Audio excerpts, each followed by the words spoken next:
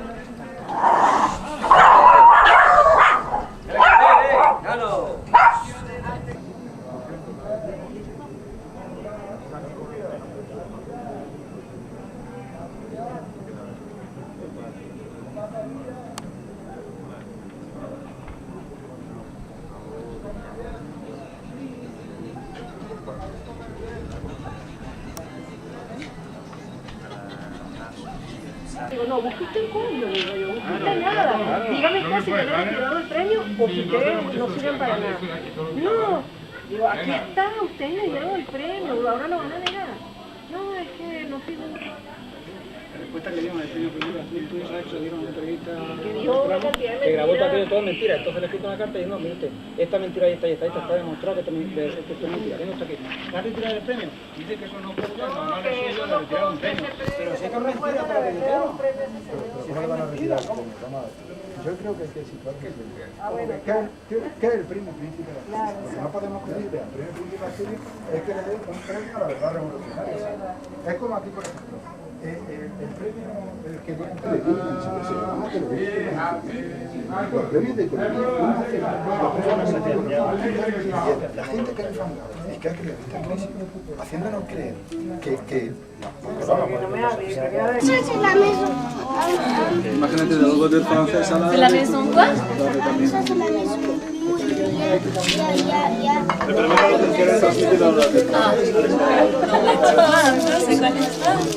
Somos encima que preparamos una cosa con media hora dando... Las tarjetas. Estamos promocionando ya Ecos. Las tarjetas.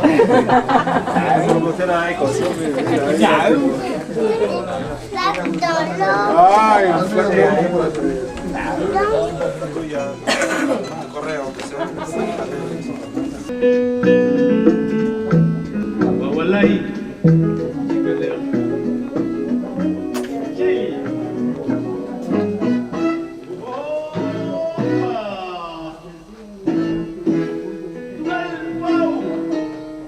Esto es una cueva en el Albaicín.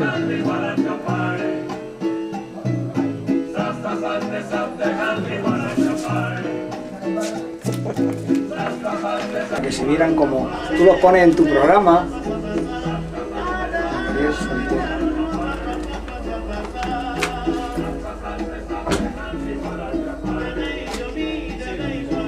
¿Qué pasa? Los nombres no. Mira, Augusto, el señor de lentes que está de sombrero. ¿Se le podría tomar algunas palabritas? Claro, claro. No sé quién es. No sé.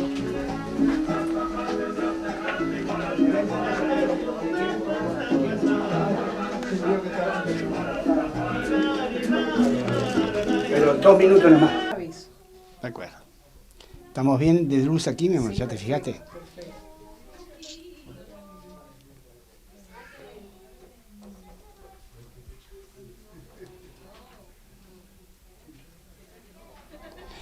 Bueno, en Granada nuevamente, en Albaicín, y exactamente cómo se llama el lugar, Sacramento, ¿cómo es? Sacromonte. Sacromonte. Estamos también con otro compatriota, Jesús, a quien queremos pedirle alguna de las impresiones que él tiene en relación con el proceso de la Revolución Bolivariana. Jesús. Bueno, pues es un proceso que, como han dicho ya los compañeros, seguimos aquí con mucho interés y con esperanza también, que sabemos que ha tenido un impacto muy grande en América Latina y que está cambiando el panorama social, político, y que nos gustaría que de alguna manera sirviera de inspiración también para los cambios que necesitamos en Europa. Nosotros, de acuerdo a las pocas horas que hemos estado en España, también en algunos otros países de Europa, hemos visto que hay una crisis tremenda, y esa crisis tremenda, que sin ninguna duda, hasta lo reconoce la propia gente de la derecha, es responsabilidad del sistema financiero y de otros sistemas económicos y demás que existen en el capitalismo. Sin embargo, los gobiernos de la derecha, ejemplo el caso de Rajoy en España, están tomando algún tipo de medidas. Ese tipo de medidas que te quiero preguntar, ¿son de alguna manera justas, democráticas, populares? ¿O cómo piensas tú cómo debías de interpretar ese tipo de decisiones que está tomando el gobierno de Rajoy? No, son todo lo contrario de democráticas, justas y populares, ¿no? No son democráticas para empezar porque están haciendo todo lo contrario de lo que dijeron que iban a hacer y porque además están reprimiendo brutalmente toda forma de protesta. Ayer mismo yo estuve en Madrid y aunque no estaba cerca de esos hechos, hoy he visto un vídeo donde se ve como 4 personas solo por desplegar una pancarta se les detiene, se les pone en el suelo, boca abajo, se les esposa y los llevan, después de golpearlos, los llevan a una comisaría donde los tienen varias horas detenidos. Eso no es propio de un país democrático. Y justas, pues cualquier cosa menos justa, recortar la educación, la sanidad, los derechos sociales, recortarle la sanidad a los inmigrantes, subirle los impuestos a todo el mundo, además los impuestos del consumo, que son los que pagan todos. Bajar los sueldos de los empleados públicos, todo eso es cualquier cosa menos justo. Es lo que hicieron en América Latina, llevó al desastre en los años del neoliberalismo y aquí va a llevar a un desastre parecido, social y también económico. ¿Tú sabes de alguna de las medidas al respecto que se haya tomado en América del Sur y específicamente durante el proceso de la Revolución Bolivariana? ¿Sabes tú en estas materias que el gobierno de Rajoy está tomando, cómo lo ha resuelto el gobierno revolucionario del presidente Chávez? Pues sí, precisamente por eso decía que es un proceso que seguimos con ilusión, con esperanza, porque aunque los medios no nos ponen fácil llegar a esa información, pues por suerte hoy tenemos medios alternativos, está Internet, y sabemos que allí se está haciendo todo lo contrario de lo que se hace aquí. Cuando aquí se recorta en educación, allí se aumenta el gasto en educación, se le dan becas a sectores sociales que nunca habían podido estudiar, se crean universidades nuevas, además con otro sistema de valores.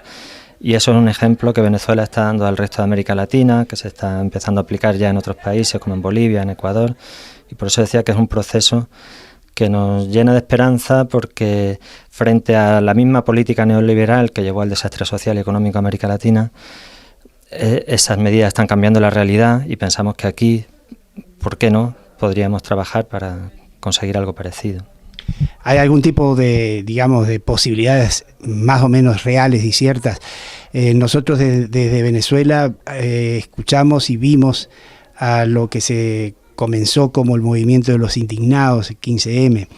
Luego nos da a mí personalmente la impresión que eso no tenía una organización ni objetivos políticos claros. Entonces no sé si eso todavía se mantiene. ¿Qué piensas tú al respecto? Bueno, el movimiento de los indignados creo que ha sido muy importante porque ha servido para sacudir muchas conciencias de gente que hasta ahora pues estaba un poco dormida, ¿no? Muy manipulada por los medios de comunicación, todavía no le había dado tiempo a quizás despertarse del sueño de país nuevo rico que habíamos sido hasta el año 2007, 2008. Y creo que en ese sentido ha servido para que muchas conciencias despierten.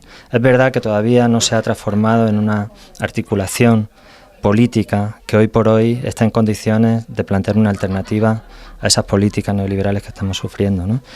Pero no creo que vaya a caer en saco roto tampoco. De hecho, el movimiento, aunque parezca que ha perdido fuerza, En algunos niveles sectoriales está teniendo éxitos importantes. El movimiento Stop Desahucios, que en parte tiene mucho que ver con el 15M, está consiguiendo detener los desahucios, está consiguiendo que la gente... ¿Qué son los desahucios? Cuando expulsan a una familia de su casa porque no puede pagar el crédito del banco, ¿no? Viene una orden judicial con la policía y echa a esa familia de su casa. Pues hay un movimiento donde la gente se moviliza, se va delante de esa casa y impiden que la policía pueda expulsar a esa familia. Eso se ha conseguido ya en muchos casos. Hay muchas familias que, a pesar de que hay una orden judicial para que el banco se quede con la casa, porque la familia no puede pagar el crédito, pues siguen viviendo en sus casas gracias a ese movimiento, ¿no? Y eso es una consecuencia positiva del movimiento 15M. Quizás muy parcial, pero ya es un signo de esperanza también. Y de lo que se trata es de que, quizá un poco al modo de lo que ha ocurrido en Grecia, donde ya políticamente el movimiento de protesta ha empezado a tomar cuerpo y ha construido una alternativa que ha estado muy cerca de ganar las elecciones, pues eso pueda ocurrir también en otros países del sur de Europa, que son los más castigados ahora mismo por estas políticas, como España, como Portugal. Ojalá. Aquí todavía estamos un poco lejos de eso, pero estamos trabajando en esa dirección. Jesús, decinos tu nombre completo y decinos dónde naciste y dónde vives. Pues me llamo Jesús de Manuel Jerez, nací aquí en Granada y en Granada vivo, cerca de este barrio del Albaicín. ¿Quieres decirle algo al pueblo bolivariano y al presidente Chávez? Bueno, pues que espero que siga por el camino que ha emprendido. Tengo confianza en que va a ser así, porque todas las encuestas indican que Chávez va a ganar con una mayoría amplia las elecciones, y que sigan adelante y que sigan dándonos el ejemplo que nos están dando.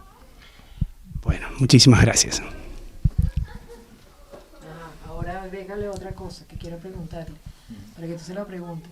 Esto es algo muy típico de acá, las cuevas.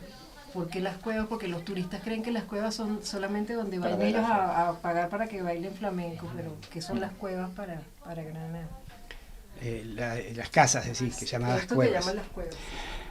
Jesús, María Alcira quiere saber las casas que se llaman llamadas cuevas aquí en Granada. ¿Podés explicarnos algo de esto? Sí, eso es algo típico de este barrio, pero también se da en otros pueblos de la provincia de Granada. Es una vivienda tradicional muy antigua. En este caso, en este barrio, tradicionalmente la ocupaban sobre todo los gitanos, pero no necesariamente es así. Y es una vivienda que permite mantener una temperatura estable todo el año en una zona como Granada, donde hay unos cambios de temperatura muy bruscos entre el invierno y el verano. Dentro de una cueva se vive todo el año a 20 grados, que es una temperatura ideal. Cuando fuera podemos tener desde 40 grados en verano a 5 bajo cero en invierno. Entonces es una vivienda tradicional. Hoy en el Sacromonte, por desgracia, ya no hay tantos de los antiguos moradores aquí, porque por razones históricas, sería largo de explicar, tuvieron que irse, pero sigue siendo un sitio donde vive gente. Bueno, nuevamente muchísimas gracias. María Alcira, ¿quieres decirle algo más? Pregunta. ¿Cuántas habitaciones tienes? Bueno, en esta España, que ya no es, como decía, creo que Lorca de pandereta o algo de eso, ¿no es verdad? Esto es una España que está nutrida por una cantidad de pueblos y como consecuencia también por una cantidad de culturas que están viniendo del resto del mundo. Pues aquí tenemos a un marroquí que está viviendo aquí en España y a quien queremos preguntarle algo sobre si él conoce de Venezuela algo, si conoce quién es Chávez, y además de